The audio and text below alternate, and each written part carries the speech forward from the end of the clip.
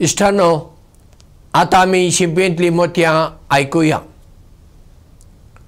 Walter Scott वो स्कॉटलँडांत जल्मालो आनी शिकपांत एकदम पाठी हो भुरगो. इस्कॉलांत फाटल्या बांकार बसतालो आनी हेर भुरगे ताची फकांडां करताले, ताच्या माथ्यार पेपराच्यो तोपयो करून दवरताले, ताका चिडायताले, अशें सगळें करताले.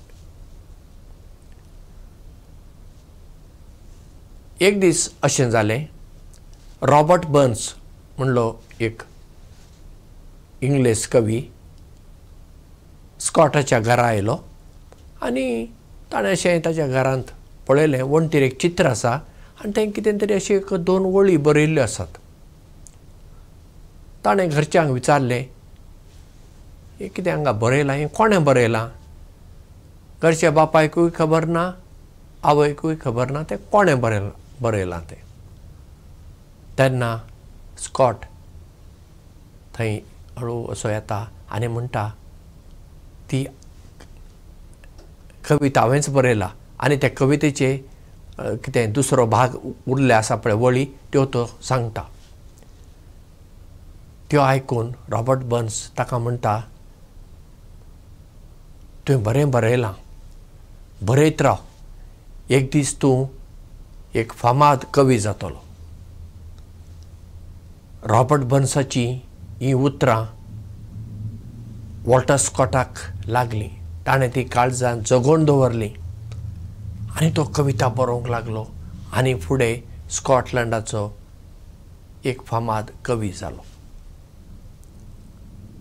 पळया, शाळेंत वॉल्टर स्कॉट शिकपांत पाठी, सगळ्यांनी ताची फकांडां करप, ताका चिडप. हाका लागून तो जिवितांत थंय वयर सरलो ना. ताका कोणें तरी चेपूनच दवरलो, तूं कांय फायद्याचो न्हय, तूं बोंडो, तूं गड्डो अशें. पूण रॉबर्ट बर्न्सान ह्या भुरग्याची ताकत पारकेली, ताची उमेद वाडयली. आमच्यांनी हें करूंक जाता न्ही. जायते फावटी आमी भुरग्यां तें कितें पळयता, ताका कितले मार्क पडले, म्हणजे मार्क चड पडल्यार तो भुरगो हुशार, मार्क उणें पडल्यार तो भुरगो कांय फायद्याचो न्हय, अशें आमी आमचे भितर त्या भुरग्या विशीं एक मत तयार करता. शिकपांत हुशार नासलीं भुरगीं हेर विशयांनी हुशार आसूं येता, जावं खेळांत, जावं चित्रकलेंत, जावं नाटकांत, जावं गावपांत आनी हेर मळांनी तांची देणी आसूं येतात. आनी ती जर देणी आमच्या नदरेक पडली आनी आमी तांकां जर 1-2 उतरां जर सांगलीं, तीं भुरगीं जिवितांत वयर सरचीं ना.